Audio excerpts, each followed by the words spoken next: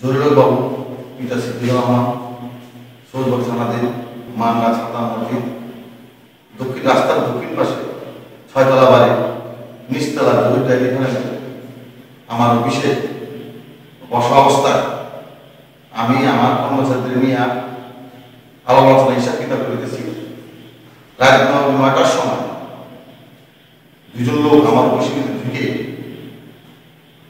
তারপরে আরো 6 জন আসার পরেই দেখা দেওয়ার পরে আমাকে উঠেন করে আমার কোমরে খাওয়া দাওয়া বললো। বললাম আপনারা কে? তখন আর একটা বসা হলো, জানবি আমি কিবরিয়া, ডিবি কিবরিয়া। এই ব্যাপারটাই না হাসতে আমাকে 8 জনের মারলো। কিবরিয়ার সাথে যে সহকারী আগে আছে তারা দুইটা বসা মারলো, বসা মারে গাড়িতে ট্রেনে হাসতে গাড়িতে উঠে গেল। গাড়িতে ওঠার পরে আমার পিছনে গাড়ি ছাড়লো। গাড়ি ছাড়লাম বিশ্ব রোডে এখানে আসার পরে সাদাগাল বাইকিরা, ইয়াবাগার বাইকিরা, বাবা তোর নাম কি? আমার নাম ঠিকানা লিখলো। লেখার পরে ইয়াবাগার শাসনটা বলল, বলার পরে তুই এই ব্যবসা করিস।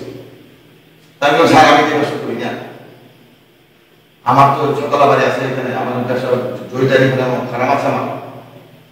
তা আমারে নিয়ে এখন বাড়ি পরে এই খানিগুলো গিয়া দিল একদিন বসে একদিন দিয়া কিবরিয়া আর কিবরিয়া সহকারী একজন আছে বাম সিটে, আমার বাম সিটে। তখন সে বিভাগে বসা চুল ধরিয়া আরো মানুষ আমার মধ্যে চিৎকার করলে মুখ ঠাওয়াটা করে। তখন আমাকে গাড়িতে নিয়ে এজিবি বিরোধীর মাঠে অন্ধকার জায়গায় নিয়ে পিছনে হ্যান্ডকাপ লাগাইল, চোখটা বানালো, ব্যাংকে আমাকে অমানসিক নির্যাতন শুরু করে দিয়েছে। তখন চিৎকার করলে আমার মুখটা লাগিয়ে হবে। তখন বললাম কি চান আপনারা, কি লিখে আমার এই অবস্থা করতেছে? তোর খানকে বললাম তোর ক্লাস দেওয়া তোর নষ্ট ছিল তোর নোট ছিল। তখন ভয়ে বলতেছি আপনার কারা, তোর কোনটা ভালো লাগবে? ডিবি মনে করা, রেড মনে করা, চিতাল মনে করা, সবই আছে। তখন আমি মারা আমি স্যার মাইলেন না আমার কি আপনার বলেন 20 লাখ টাকা দেবেন। আমি স্যার এত টাকা কম। তখন আমার আবার চোখ বন্ধ করলাম, হ্যান্ডক্যাপটার সামনে এনে লাগে গাড়িতে উঠে কিবরিয়া এবং তার সহকারী। ওই সময় গাড়ি ওঠার পরে একটা কার আসলো, কারের মধ্যে শ্রীমতিউর রহমান আইসা গাড়িটার কারটা আগে ভাইজা গেল, আমার নিয়ে আবার গাড়ি থেকে চলে গেল। তখন আমার গাড়ি করলো আবার গুসা, তারপরে আমার গাড়ি ধরে এই যে একটা গুসা মারে, এদের গুসা মারে, কেউ না মারে, মাটি থাকে আমার চিৎকার করলে মুখ ফাটা করে গাড়ি চলতে অবস্থা। এবার চলতে চলতে কবরস্থানের দিকে চলে গেল, আজিমপুর কবরস্থান। ওখানে গিয়ে বলে দেখছো দেখে নেই কত মানুষ শুয়ে রয়েছে পালিচ্ছা, তুই আসতে শুনি। আমি স্যার তখন আমি কান্দাছি স্যার আমার কি অপরাধ? চিৎকার করার পরে আবার মুখ ফাটা করে ওখান থেকে নেওয়ার পরে আমার এক মাঠে নিয়ে যায়। ওই সাধনপুর আজিমপুর মাঠে নেওয়ার পরে ওখানে আমরা একটা অফিসার সামনে এসে বসে ঘুরে নিয়ে গাড়ি ঘুরে নিয়ে ডিবি বসে সামনে আসে। আসার পরে ওই অফিসারটা নেমে যায়, তার নাম জানি না। নামার পরে সে ঢুকে যায়, আমাকে নিয়ে আমার রেলওয়ে এই মগবাজার রেলগেটের সামনে আসে, সোয়াবপুরি মহলে ভিতরে ঢোকার পরে ওখানে আমি টাকা রাজি হই না। তখন আবার তেলাশ হয়েছিল লোক থাকতে বললাম তুমি মাল লাগতে বসে দল চুল ধরে দেখেন সরকারটা। আর ওই টিভির সাথে যে আরেকজন আছে সহকারী, সেও একটা বুঝা বলে চিৎকার করলে আবার চাপাটা মুখ ধরার পরে যখন আমি স্যার আমি 50,000 টাকা দিই, তারপর আমার মায়ের শুরু করে তখন আমার বলতেছি আমি 1 লাখ দিই। যখন আমার মায়ের শুরু করে তখন আমি 2 লাখ টাকা, তাহলে 5 লাখ দিই।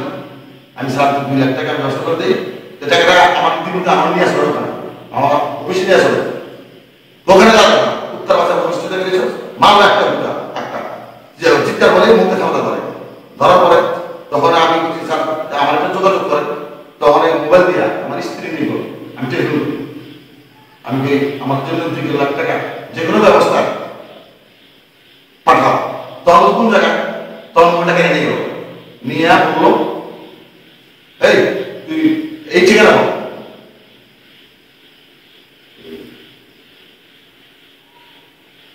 তার হোটেলটা মোহাম্মদের ব্রিজে নিচে, ওখানে যাবো। তো ওখানে আমার ভাইনা বাবু আরেক ভাইনা শামীম, তারপরে মুক্তার, তারপরে আমার মেয়ে জামাই কালাম, তারপরে আর 5 জন তারা গেছে। যাওয়ার পরে যখন একটা এত মানুষ কেন এই আমি বলি এত মানুষ কেন, আমি সারা আমার ভাইনা আমার আত্মীয় স্বজন ভাইনা আসছে টাকা নিয়ে আসছে। টাকা নেওয়ার পরে তখন 40 টাকা তখন আমার 2 ভাইনা আসলো, তো মামা টাকা 2 তুললো, আমার গাড়িতে একটা বাগানে বসা আছে। তারপর আসতে গেল রমনার অপরিচিতে অন্ধকার জায়গা দিল, পরে টাকা 1 লাখ দিল। 1 লাখ পরে ক্ষিপ্ত হয়ে গেল 2 লাখ চাইছি। তখন আমার আর বসা, তখন আমার ভাইনা মাপ চাইল, হুজুর মাপ করে দেন, সকালে টাকা দিল। তখন আমার মামা বুড়া মানুষ, মামা ছেড়ে দেন, সকালে টাকা ব্যবস্থা করে দিয়েছে ভাইনা। তারপরে সাদা গেল আমার কাছে সই নিল, এবং আমার 2 ভাইনা সই নিল, সই নিয়ে 1 লাখ টাকা দিয়ে ছেড়ে দিল। ছেড়ে দেওয়ার পরে আমি প্রায় 2 সময় বাসা আসলাম। বাসা আসার পরে তারপর দিন সকালে 11-12 টাকা দেওয়ার কথা জমা দিয়ে আসছি। টাকা দেয় আমার টেলিফোন করছে, টাকা নিয়ে আসেন না ভাই। তা আমি এই টাকা নিয়ে কোথায় আসেন, টিভি বসে সামনে আসেন। তখন আমি আমার একদম মশিউর রহমানের সামনে আমি কোর্টে চলে গেলাম ভয়ে, বললাম স্যার আমাকে এরকম টাকা পয়সা দিতে হয়, আমি টাকা দিতে থেকে মোবাইল দিতেন, মোবাইল দিয়ে মোবাইল রিসিভ করা মোবাইল বন্ধ হয়েছে। আর ধরেন না ধরার কারণে আমরা সারাদিন ঘুরে ঘুরে আমি আমার এসে আসার পরে তারপর দিন আমি প্রধানমন্ত্রীকে চলে দরখাস্ত দিয়েছি, আইনি দরখাস্ত দিয়েছি, আর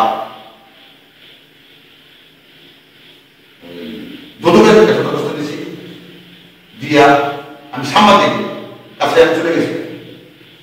ক্রাইমে সভাপতি তার কাছে বিতরণ করলাম, সে বিতরণ বলার পরে সে পেপার দিল, দেওয়ার পরে আমার তারপর দিনই আসা শুরু হইল এসি কিবলিয়া এই মতিউর রহমান। এসি মতিউর রহমান আইসা 3 জন গোগা লুৎফর আর বাহার 3 জন আইসা আর 2 জন টিভির লোক সিভিল আইসা আমাকে বলে কি কি ঘটনা। আমি সম্পূর্ণ বিতর্ক বললাম তাদের কাছে। বলার পরে একজন আমার ছবি তোলে, একজন আমার এগ্রি করতে চায়। তখন আমি তাদের বুঝলাম তাদের নিয়ে ভালো না, তারা আমার ব্ল্যাকমেল করতে চেষ্টা করেছে।